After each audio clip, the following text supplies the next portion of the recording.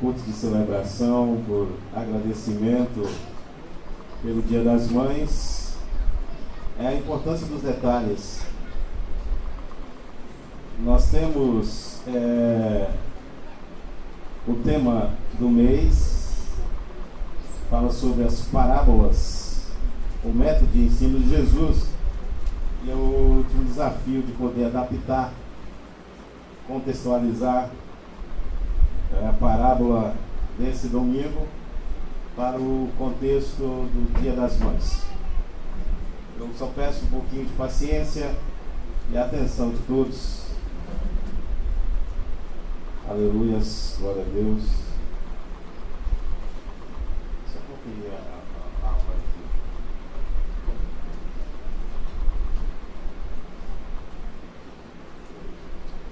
Está tudo muito lindo.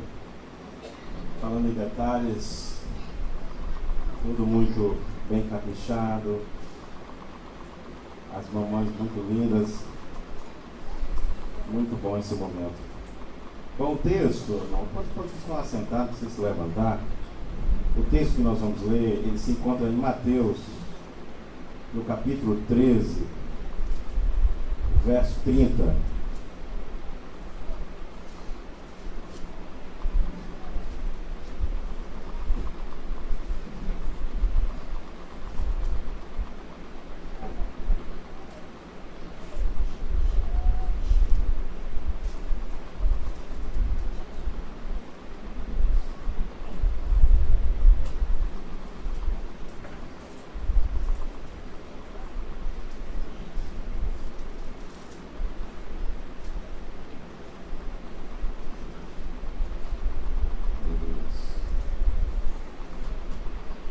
Pode abrir para ligar a lâmpada de cima para mim, porque essa Bíblia tem uma letra menor, por favor. O verso 33. Muito obrigado.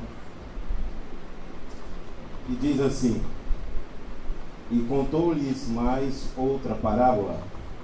O reino dos céus é semelhante ao fermento que uma mulher pegou e misturou em 3 medidas de farinha, até que toda a massa ficou levedada. Todas essas coisas falou Jesus à multidão por meio de parábolas, e nada lhes dizia sem usar palavras enigmáticas. E assim cumpriu o que fora dito por meio do profeta: abrirei em parábolas a minha boca e proclamarei coisas ocultas desde a fundação do mundo. Amém. Parábolas, amados, é um método pedagógico que Jesus usava para ensinar, para facilitar a comunicação. Em Mateus 13, no capítulo 13, há uma mudança significativa, de muita importância, no ministério de Jesus. Jesus, ele foi, ele sai das sinagogas e passa a ensinar as multidões. Nas praias, onde havia público, Jesus estava ali ensinando. Porque Jesus foi expulso das sinagogas. Não pelo povo comum, mas pelos religiosos, que não queriam Jesus ali ou armavam para encontrar algo em Jesus para acusar ele. Então Jesus, literalmente, ele foi expulso da casa de Deus. Vocês entendem o que é isso? Jesus foi expulso da igreja. E Jesus passa, mas isso não foi um empecilho para Jesus. Isso não foi um obstáculo para Jesus. E Jesus tinha o desejo, a missão de comunicar ao povo acerca do reino dos céus, acerca da vontade de Deus.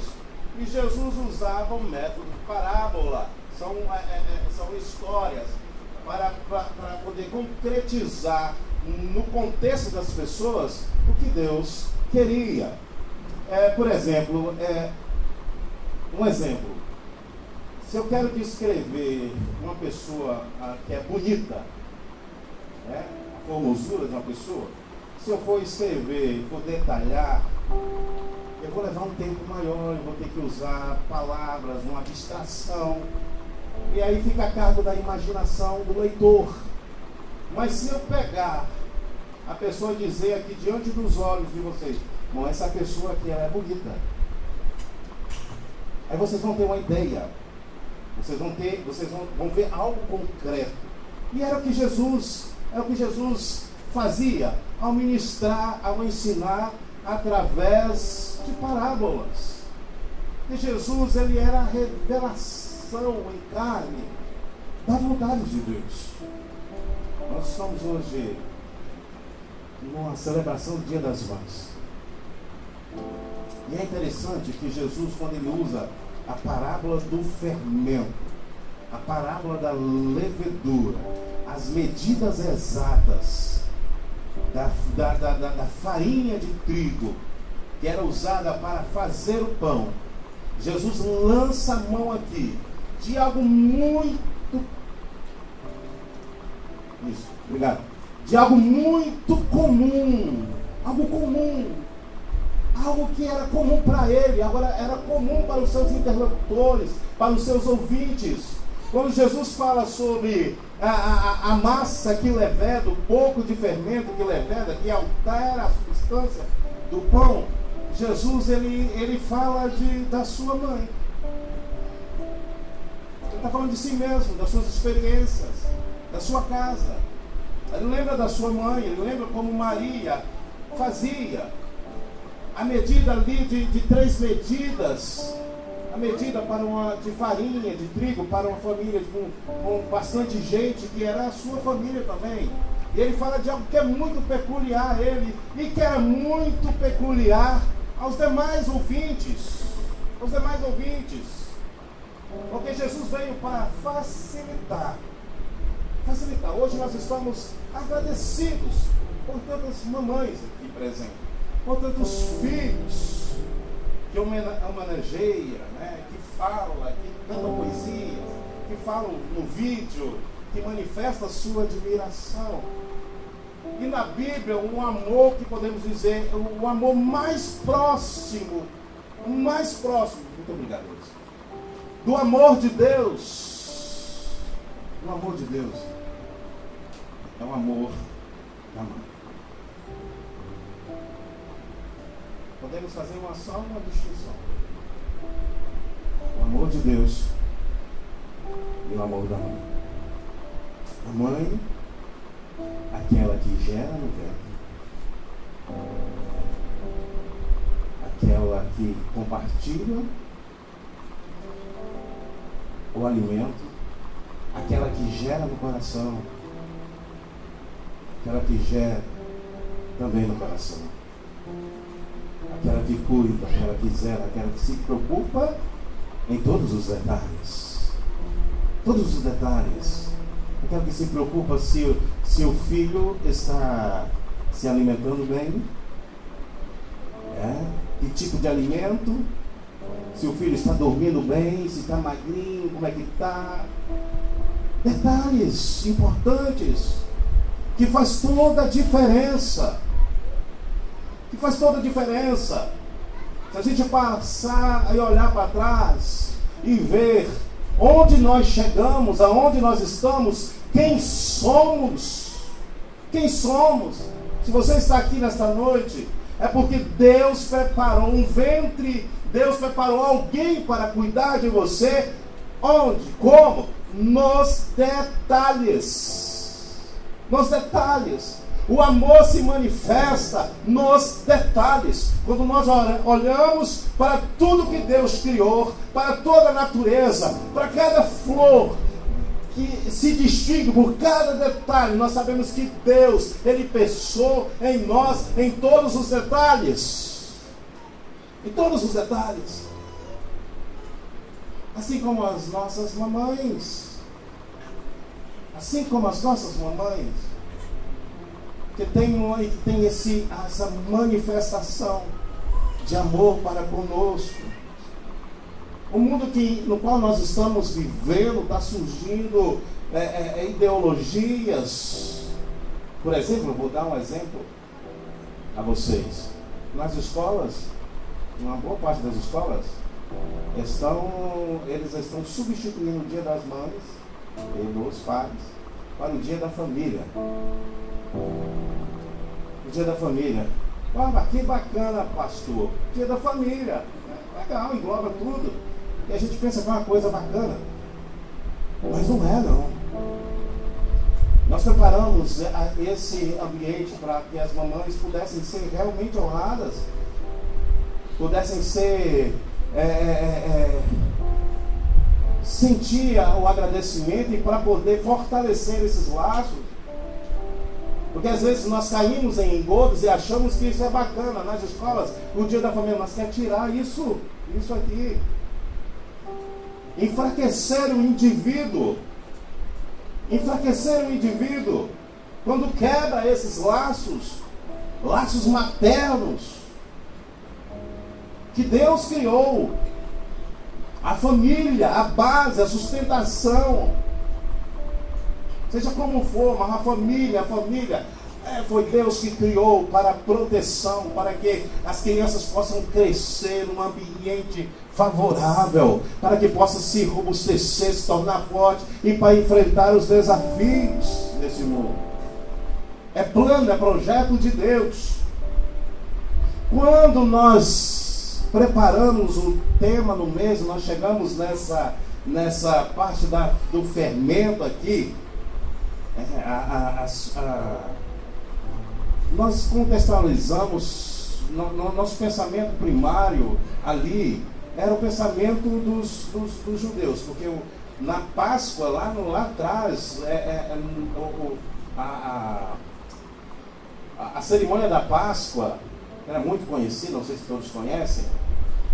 Teria que sacrificar um cordeiro, que apontava para Cristo, e comê-lo junto, assar e comê-lo junto com o pão sem fermento e ervas amargas. Porque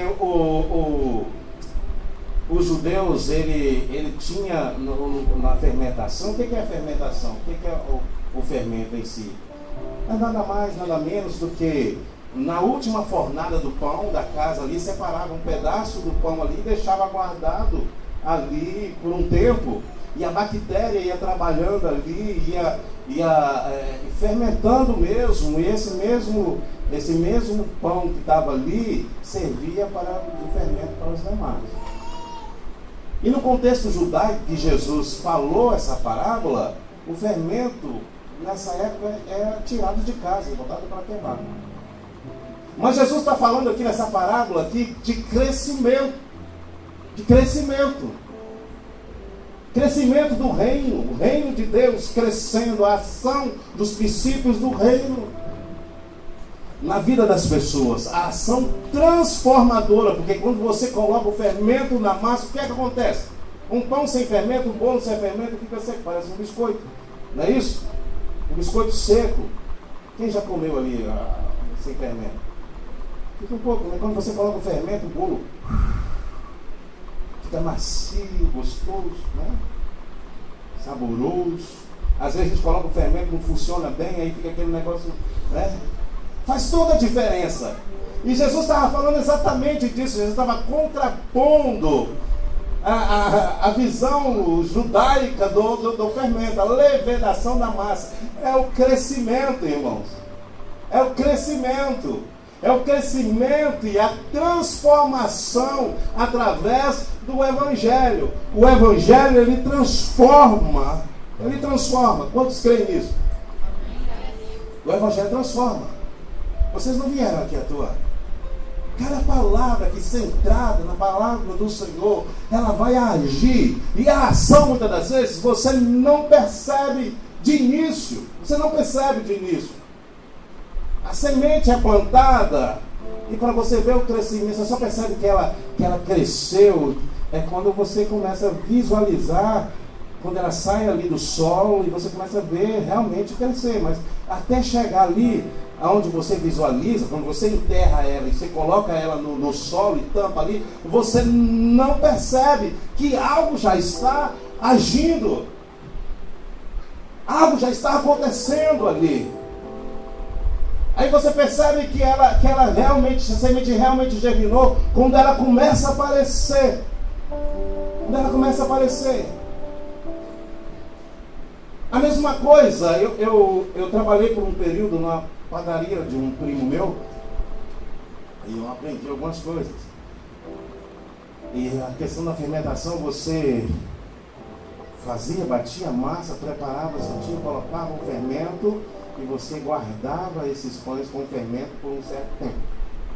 E a gente deixava ali aquela, antes de botar para assar, a gente deixava ali aquele tempo, eu não me lembro qual era o tempo, já faz muitos anos o tempo certo.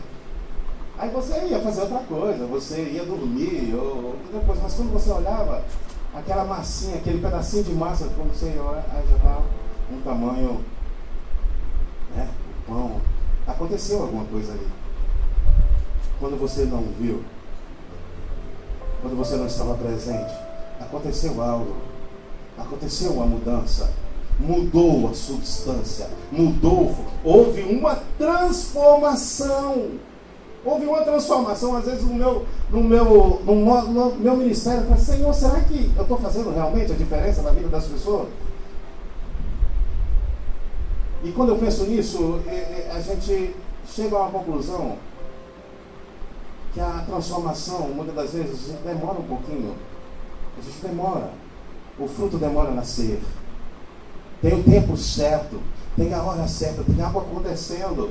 E quando você se coloca diante do Evangelho, diante da palavra do Senhor, que essa é a comunicação que Jesus queria fazer,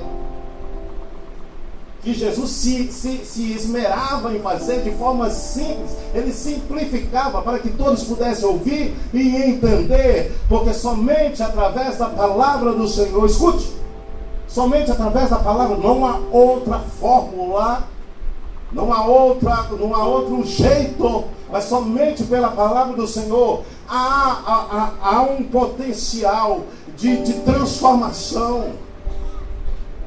De transformação.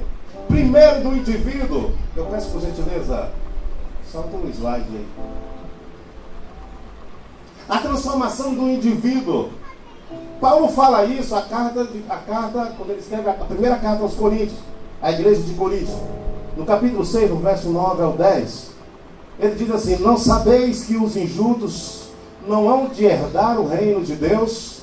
Não erreis, nem os devassos, nem os idólatras, nem os adúlteros, nem os efeminados, nem os sodomitas, nem os ladrões, nem os avarentos, nem os bêbados, nem os maldizentes, nem os roubadores herdarão o reino de Deus. Paulo está traçando ali características, pecados, que quando a gente olha assim e fala, não tem jeito mais, porque Deus é santo, e precisa ser santo, alcançar uma santidade, não tem jeito. Quem é que vai herdar o reino dos céus?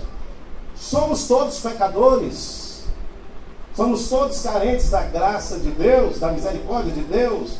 Ai de nós, se não fosse a graça de Deus, somos todos pecadores. E Paulo traz um perfil de pecados aqui. Eu não sei se ele coloca isso em escala de importância, que a Bíblia diz não há pecadinho, nem pecadão. Mas ele traz aqui, nomina alguns pecados que ao serem praticados, impedem as pessoas de entrar no reino do céu. Esse mesmo reino que Jesus está explicando aqui, através de parábolas, os princípios do reino, um princípio transformador. Aí, no verso 11, ele fala, escreve, pode passar, é o que alguns têm sido, ou praticado, mas ele traz esperança. Mas haveis sido lavados,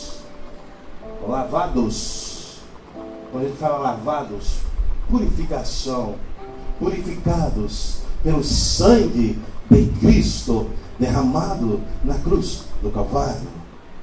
Todos os nossos pecados, quando nós nos arrependemos, quando nós cremos, os nossos pecados são lavados, são perdoados, são purificados.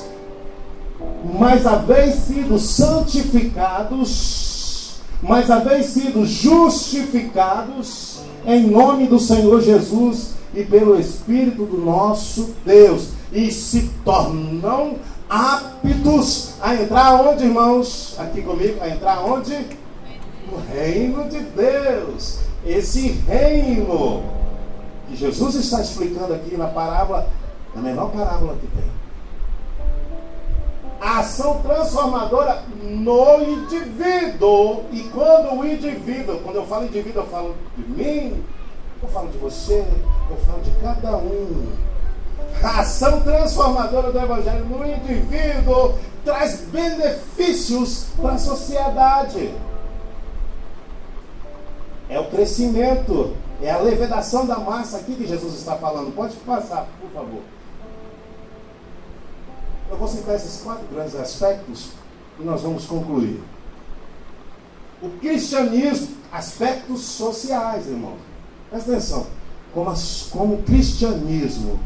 E quando eu falo cristianismo, eu estou falando exatamente dos ensinamentos de Jesus Cristo e daqueles que praticam esses ensinamentos. E para praticar esses ensinamentos, precisam, cada um de nós, é necessário que nós entendemos o que significa. E é a preocupação de Jesus. Comunicar de forma fácil, que as pessoas compreendam, e a partir da compreensão desses princípios, a massa começa a levedar, a transformação começa a acontecer em cada coração. Escute, o cristianismo transformou a vida dos fracos e doentes. Na vida pagã, os fracos e doentes eram considerados como algo incômodo. Era no contexto que Jesus estava vivendo, era no contexto dos seus ouvintes. O cristianismo foi a primeira religião que se interessou pelos defeituosos. Quantos aqui assistiram aquele filme 300? Hã? Sim. Eu vi, eu gosto desse tipo. Os espartanos, antes da Grécia era dividida, e existiam os espartanos, era uma nação de guerreiros. Eu creio que quem já viu. Guerreiro, então as crianças eram preparadas desde cedo, muito cedo, para a guerra. Aquele filme lá exageraram um pouco na situação, mas os caras eram de fibra, era preparado para aquilo. Mas as crianças que nasciam doentes eram deixadas para morrer. Eram largadas, eram jogadas de um monte alto e deixadas para morrer. No contexto judaico, muitas das vezes as pessoas julgavam e diziam que aquela pessoa que estava doente ali, ela tinha maldição de Deus sobre a vida dela. Mas Jesus veio transformar tudo isso, porque Jesus curou. Jesus curou, nós temos um exemplo aqui. A Bíblia não fala que ela era mamãe,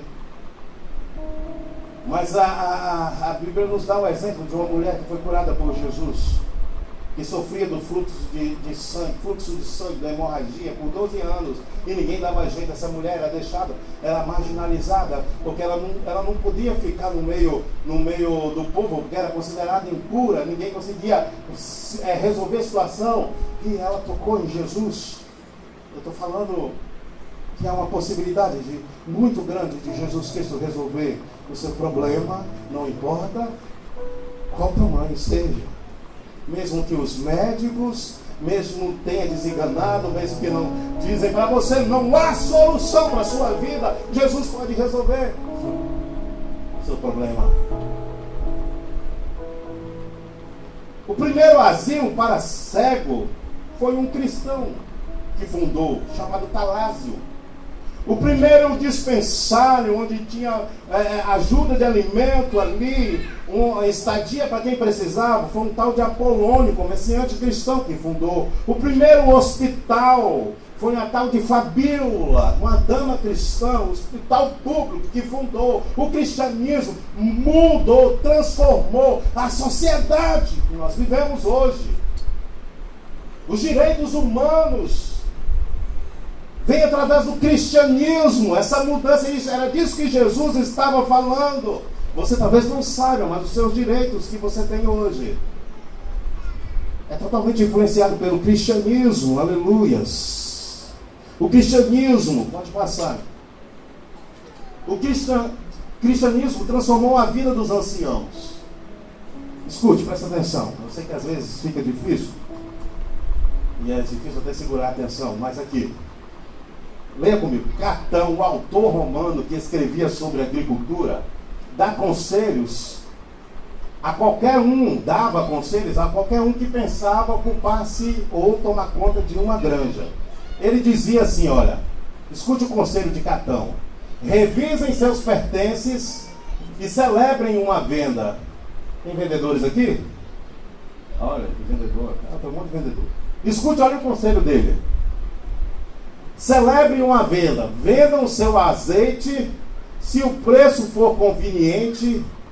Vendam o vinho e o grão que sobrarem. Vendam os bois cansados, a fazenda com defeitos, as ovelhas que não são perfeitas, a lã, as peles defeituosas, um carro velho, as ferramentas velhas, um escravo velho, um escravo doente, ou qualquer outra coisa que seja supérflua. É só para vocês entenderem o contexto que Jesus estava falando. Cristianismo. O contexto considerava o idoso como algo incômodo e supérfluo também. Mas a Bíblia diz que Jesus morreu, pagou o preço por todos. Jesus acolheu debaixo dos seus braços e acolhe todos, não importa a idade, não importa o sexo, não importa. Jesus está disposto a ajudar, a estender as mãos. Pode passar. O cristianismo transformou a vida para as mulheres. Diz assim, olha, isso aqui não é o feminismo propriamente dito aqui, ideológico não, irmão. Mas é porque aqui a gente dá valor às mulheres. A gente valoriza as mamães. A gente valoriza, assim como Cristo valorizava, porque tem exemplos de mulheres que andavam junto com Jesus, que auxiliavam Jesus no seu ministério. Nós temos vários nomes. A própria Maria. Escute, a própria Maria. José foi o pai adotivo, mas Jesus foi gerado no ventre de Maria. Olha a importância que o Evangelho dá para as mulheres. Em sua oração pela manhã, o judeu agradecia a Deus por não tê-los feito nascer um gentil. Um gentil é aquele que não fazia parte não era circuncidado, não fazia parte da nação judaica. Um escravo ou uma mulher. Presta atenção. A oração matutina do judeu, na época de Jesus, ele orava, agradecia a Deus por não ter feito nascer um gentil, um escravo ou uma mulher. O cristianismo, Jesus Cristo, o Evangelho, que age muitas das vezes sem que os olhos consigam ver, transforma primeiro um indivíduo, e ao transformar um indivíduo, ele transforma uma sociedade que ama o próximo, uma sociedade que cuida, uma sociedade que respeita a família, que respeita filhos que são obedientes às mamães. E não adianta dizer que te amo, mamãe. Ah, mamãe, eu te amo, você é muito importante para mim, mas aqui, saiu aqui da igreja, mamãe fala, filho, entra aqui, sai aqui. Jesus não ensina assim. Jesus ensina a gente a ser obediente. Obediência aos pais é o primeiro mandamento com promessa. Obedecer aos vossos pais. Para quê? Para que prolongue os seus dias na terra. Obedeça aos pais para que vivam mais. A desobediência, ela encurta o nosso tempo aqui na terra. O que eu quero dizer para vocês, para finalizar, Jesus Cristo disponibilizou uma nova força no mundo que trabalha muitas das vezes em silêncio, mas é inevitável. Trabalha para que haja justiça, trabalha para que haja paz, trabalha para que haja crescimento. Guarde essas palavras no seu coração. Deixe essa semente germinar. Jesus estava falando de crescimento. Deixa crescer no seu coração. E mamães, quando a gente olha na natureza, a gente vê as mamães, é as que estão de guarda, as que protegem os filhos. Você olha aquele Animal Planet, né? Uma coisa assim. Você percebe que as mamães chega ali o predador e vai ali atrás do seu filhote, as mamães que enfrentam. Eu vou falar para você, preste atenção. Preste atenção. Os detalhes são importantes para Deus, mas os detalhes são importantes para o inimigo também. Ele trabalha nos detalhes, nas pequenas coisas. Cuide, preste atenção no que está se passando com seu filho. Olhe o que ele está vendo, o que ele está assistindo, o que ele está ali, o que ele está se alimentando, o que intelectualmente, espiritualmente ele está recebendo.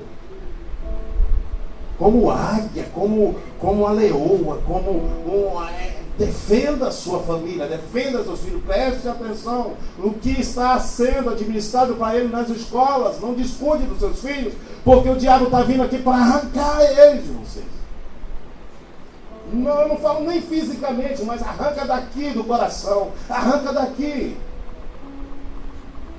Deus deu a vocês esse grande ministério, essa grande força, essa grande influência. Deus deu a vocês, mamães. Então cuide dos seus filhos, porque o diabo está aí, está trabalhando nos detalhes, e às vezes sem perceber nós perdemos os nossos filhos para o mundo aí fora. Aí eu não vou falar que é tarde demais, porque Deus está sempre pronto para ajudar, como foi dito aqui no início, mas aí as coisas ficam mais difíceis, e os seus filhos dependem de vocês. Para a felicidade, para a saúde física, mental, ele depende de vocês. Mamães, papais, que Deus abençoe a família de vocês.